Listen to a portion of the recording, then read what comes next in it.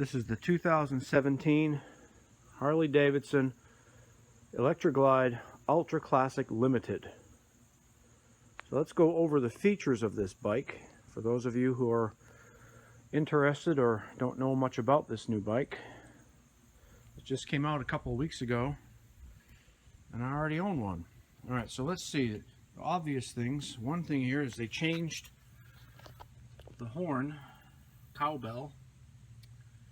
So that looks different. The shifter, heel toe shifter is still the same. But I noticed that when I click into first gear, it doesn't make as loud of a ka-shunk as usual. When I'm going up in gears and heeling it to up the gear, you can still hear a pretty good chunk. The primary, they say, doesn't stick out as far as previous year's models to allow more foot planning. You know, you don't have to put your feet out as far, so you get a better foothold. So that's different for this year. We still have the liquid cooling on the Limited. The regular Ultra for this year does not have liquid cooling, so this panel opens as a compartment. So you can buy the new engine, the Milwaukee 8, which you can see there. You can get this liquid cooled or not. I know this because I rode the non-liquid cooled one and I didn't like how hot that got. With the liquid cooling, it's a lot cooler, obviously, which is a great thing. So there's that. Now this has oil cooling and liquid cooling, and they cool the heads, they cool throughout. I mean, you can see a video on it if you go and look it up. Let's see, what else? Anything else new about it? Standard on the Limited, heated grips, which is nice. You'll notice here, these gauges are the same. This is since Project Rushmore, so this is the horn. High beam, you can flash with the, high beam, low beam, just to flash somebody, hey, turn on your beams, or go. The turn signals are not on the same side, so you get left side turn signal, and over here you got the right side turn signal. Now this one here, this button here, is if you want to use the communication system, if you're set up to this microphone jack thing, you can use this to talk to the bike, and you can say call so-and-so, and the bike will call so-and-so once your Bluetooth is set up. You can also, when you're plugged in, you don't have to push that button to talk to your passenger if you have one, if they're hooked in as well. That way you can just be riding along, looking straight ahead, and you can say, hey, look at that church over there, and you don't have to yell it over your shoulder, which is always a nice thing. Then we get the home button here. The home button is for the stereo and the navigation kind of stuff. And so you hit this home button to get the main menu, and then you can toggle through with this button over here. You can also touch the screen now, which mine before you couldn't, which is great. So you've got navigation here, you've got the mute button, you've got favorite, I guess that's a power button too, favorites, home button, which is kind of like the home button over here. This is the cruise control. So you push it in to set the cruise control, and you push it up to make it go higher, and you push it down to make it go lower, and you push it back in again to make it turn off. Over here, you've got the ignition kill switch. This is, you put this in the run position to start the bike. This is the hazard lights. This is the start button. If the bike is in gear and you push the start button, nothing happens. So that's a cool feature. Older bikes didn't have that. The Rushmores did, but the ones before that didn't. Then we got the turn signal here. This is the turn signal. This one here is the information button. When you push this, it tells you what the temperature is, the PSI of your oil and stuff. So it's information about the bike and how it operates. Let me go through the instrumentation panel here for you. So you got the fuel gauge here. Here you got the speedometer. Let me turn the stereo down a bit here. And then over here, see where it's the odometer is? Well, below that, you'll have a gear indicator, and it goes 1, and then 2, and then 3, and then 4, and 5, and 6. So it goes from left to right as you go up the gears or down the gears. It goes right to left, yeah. So there you go. That tells you, the oil thing. If you were low on oil, it would say that while the bike's running. And then here it would say engine problem if the bike's running. So right now, because I didn't put it on the auxiliary thing, it was draining the battery, so it was kind of warning me. This is the alarm thing, I think. It went out because I have my key fob on me, which is great. Over here, this is the tachometer. So you don't want to get over 3,200, they say, when you're breaking the bike in, first 500 or so miles, so you got to be careful of that. And then it's got other stuff in there. I can't remember what a lot of that does. There is an indicator to let you know that you're in cruise control, which is nice. It's two different color greens. If it's on but it's not engaged, and then if it's engaged and on. Then you got the voltage meter. The bikes this year have a stronger electricity production than previous models because of the new engine, the Milwaukee 8. You can also Bluetooth your music from your phone through the speakers. You could choose to have them piped solely through your headset if you have a headset, which is always nice. Here is for the passing lamps. There's two lights on the side of the headlight. I always leave that on. They put extra buttons with wiring already, so that if you want to add features like extra lighting or on the side or whatever the bike you can, so that these buttons would be used for that. And they're pre-wired, which is cool.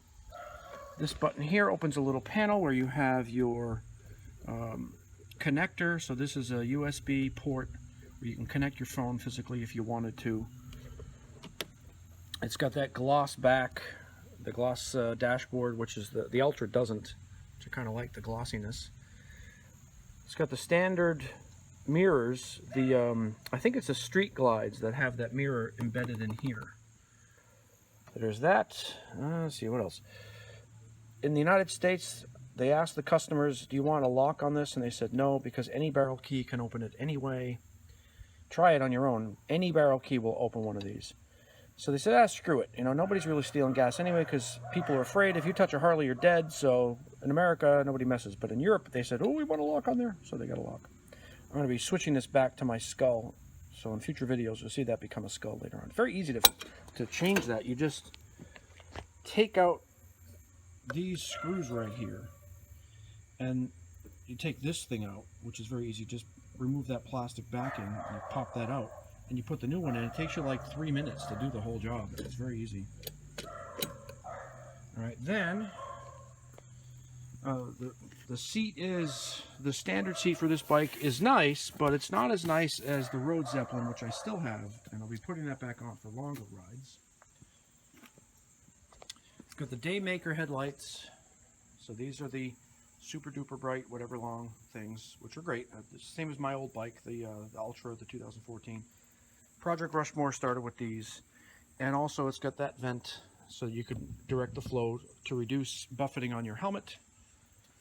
It's got Brembo brakes, which are linked at higher speeds and not linked at lower speeds to give you better control in parking lot situations.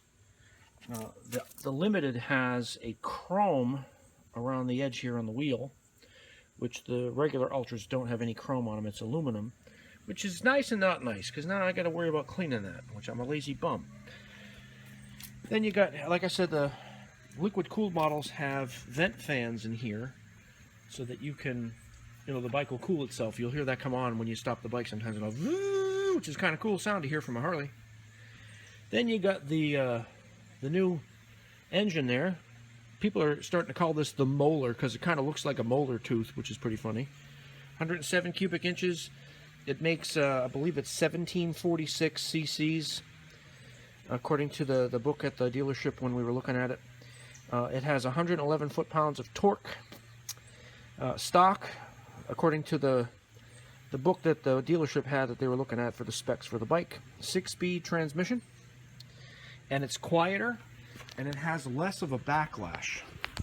So you said, what is a backlash? A backlash is, have you ever noticed on a Harley, I don't know if other bikes do this, but on a Harley, when you're in first gear, you have to really feather the clutch, because there's a lot of herky-jerkiness if you just leave it in first gear. No matter what speed you're going, it's kind of... But now, they remove that, it's gone. So it's nice and smooth in first gear, which is great. A lot of the herky-jerkiness of the transmission has been removed. I don't know what they did. If you look it up, you'll see. They did some cool stuff to it. I read about it. I know what it is. I just can't name it.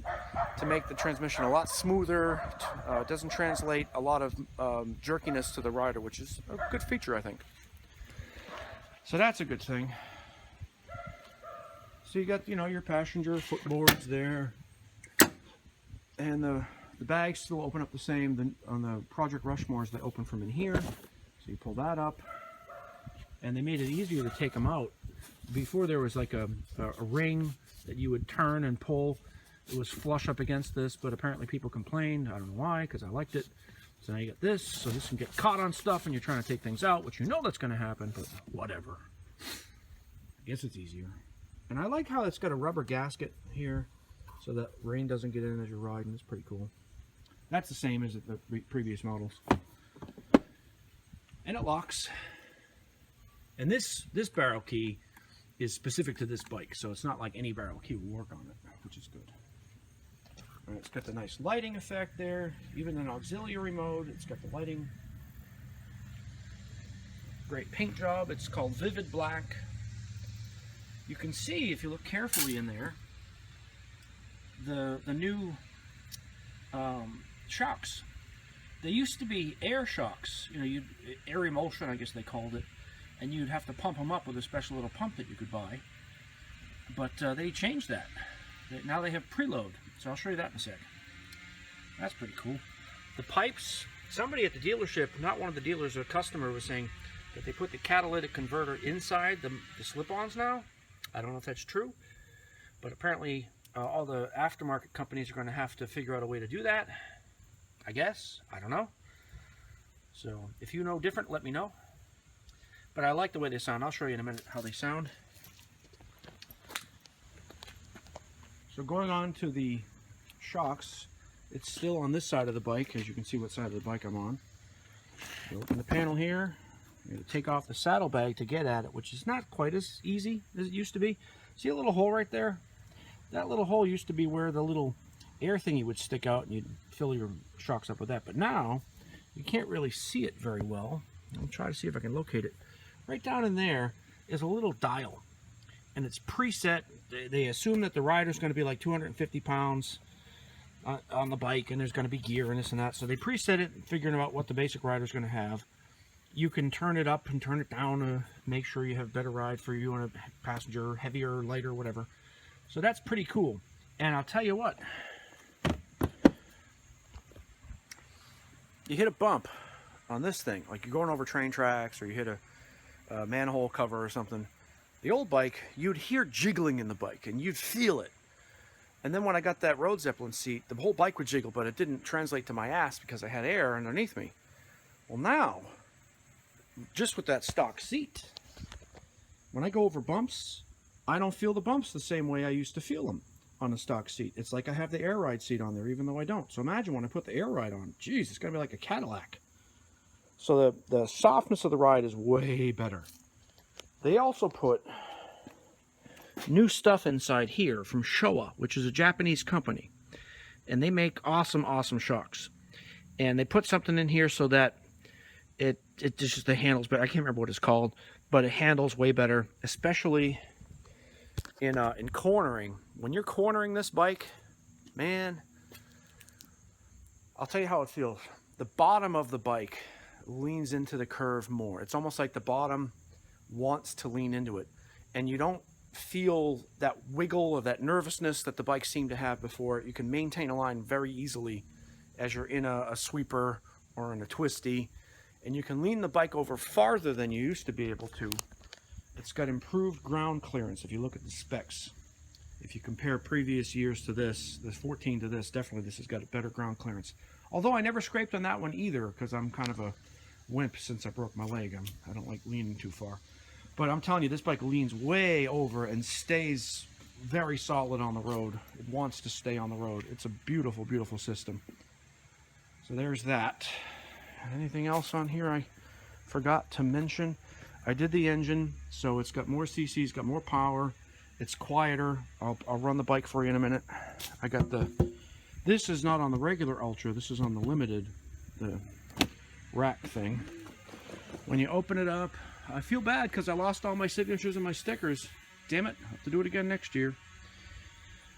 Here you've got 12 volt. Mine didn't have that, so that's cool. The limited has that, but the regular Ultra doesn't. If you were thinking about getting a new seat and you're worried about how do you install it, just go back here and you push this back. See that screw? Take that screw out. You got to take this strap off, of course. You got to take off the saddlebag, unscrew, flip it over. You can slide a seat right out. For the Road Zeppelin, you need a longer strap, so you got to take the strap off entirely to do a replacement. But it's very, very easy. Don't pay somebody to do that like I did the first time. That was stupid. Heat shield. It's great. All right, you want to hear the bike? Of course you do. I know you want to hear the bike. Oh, what does it come with? I'm sorry. All right, here's what they gave me. Here's my bag of goodies. I don't know what that is. I guess that's to put my registration. Let's see. What else? I got in here some pens and this thing so I can put the kickstand down. I got one of these bike coaster things, put the kickstand down. They gave me a battery tender, even though they gave me one already. My paperwork. They gave me a DVD about the anti-lock braking system, how it works.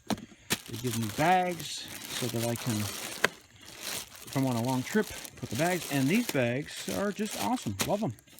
Got leather on them. I don't think my other one had leather. That's cool. Or fake leather. Pleather. Or as the Volkswagen people call it, leatherette. I seem to not have this thing. I wonder if that's in here somewhere. The little multi-tool kit that I had on my old bike. I wonder if... I'm going to ask them about that. This thing is the communications headset. I still have my old one. They didn't want it back, which is kind of cool. So there you go. That multi-tool was pretty useful. So I'm going to ask them what happened to that. I think I need it. Need it back. Give it back. So there's all that. And like I said, Harley-Davidson does a great job on the bikes, and the dealership that I go to, Ray Price Harley-Davidson in Raleigh, North Carolina, made me an offer on this bike that I couldn't refuse it. It was that good. And the dealer that I worked with, his name was Drew. Awesome guy, straight shooter, retired Army, 23 years in the Army, just an awesome, awesome guy. Then the Julian, the finance guy, straight shooter, horse trader, so you know exactly where you stand with him, which is awesome. And then Debbie was also part of the finance people, wonderful lady, just great. And she made a joke. She says, if you know anybody in their 50s who's single and looking for a date, send it to me. So I don't know if that's real or not, but it's pretty nice. Anyway, there you go. So yeah, let's start the bike up. See how it sounds. Here we go. All right, I'm gonna go to this one. You can still hear the beep as the thing fills up with fuel or whatever it's supposed to do. Yeah, hear that noise? It's still there. I thought it wasn't, but it is. Okay, here we go. Starting the bike up. And the bike is in gear, and that's why I won't start. Hang on a sec. Okay, let's start the bike up so you can hear how it sounds. All right, and then I think all I need to do is do that there. All right, here we go.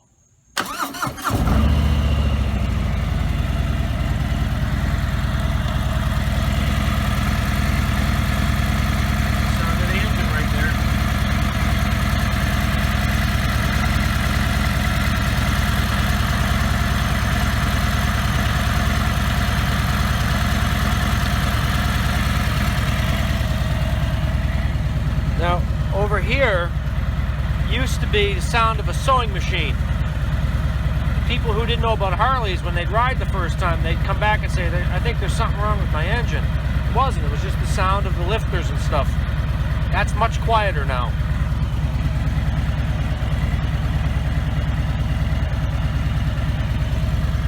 Now the back, you'll notice that the sound is much less than a Reinhardt like I used to have. People used to, or they might even still say, it sounds like a Honda now. But I don't think it sounds that bad. So let me see if I can rev it for you so you can hear it. I'll rev it from the front. You can hear it from the front from the rider's perspective. And then I'll rev it again with this thing behind. Alright, here's what it sounds like from the rider's perspective.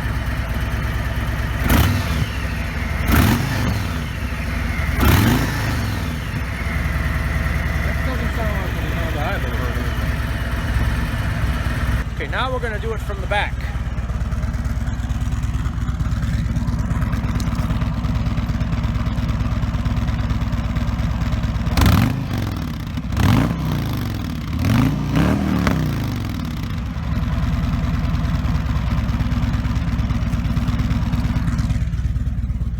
See what I mean? So folks, that about does it for the 2017 Harley-Davidson Electra Glide Ultra Classic Limited with the Milwaukee 8 engine and the Project Rushmore improvements. It's the best of both worlds now, and when I test rode this bike, it seduced me lickety-split. And I had a 14 Ultra with the Project Rushmore awesomeness. So you might want to go out and test ride one of these. You might get seduced as well. Of course, they're still working the bugs out, probably. I don't know yet. They said they put 1,000,000 miles on the engine. So we'll see. I'm an early adopter on this one. I know it's kind of weird to me. But yeah, I'm a very happy camper. So give one a try. See what you think. Watch the news and stuff and see if there's any problems. And of course, watch my videos, because if there's anything, I'll bitch about it too. So far, nothing but good. All right, take care. Ride safe.